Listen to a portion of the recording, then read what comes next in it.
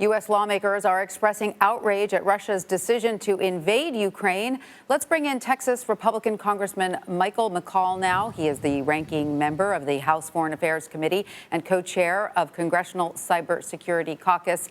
Congressman McCaul, welcome. Thank you for being with us. So what is the latest information you can share with us on this escalating crisis in eastern Ukraine?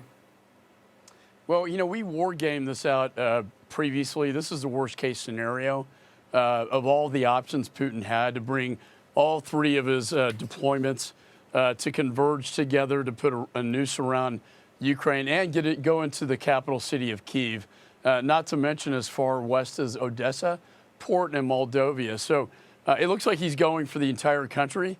And again, the worst case scenario, he has a lot of blood on his hands. To put it in perspective, this would be the largest invasion in Europe since World War II when Hitler invaded Poland. And there are a lot of similarities to what's happening today. He needs to pay a high price. I'm glad the administration wants to bring sanctions, but Congress will be working to provide additional sanctions to make sure that he never gets away with this. So let me ask you, we were speaking earlier to Brigadier General Zwack, and I asked him about the possibility of any sort of air cover for Ukraine. We understand that President Biden does not want to send U.S. troops into Ukraine. But is there any possibility of a sort of military action that doesn't involve putting American troops, at great danger that could help the Ukrainians fight a ground war?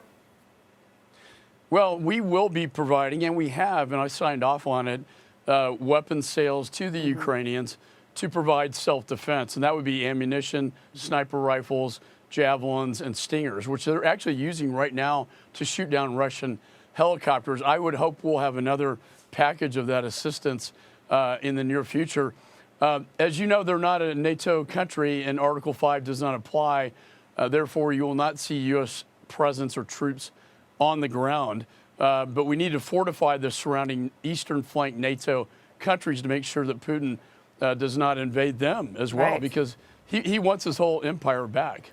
So true. So, Congressman, at this point, is it too late for diplomacy? Can diplomacy achieve anything? I believe we've crossed, Putin's crossed the Rubicon. We can't turn back. We're in a post-invasion world, and quite frankly, the worst scenario that we envisioned is happening right now.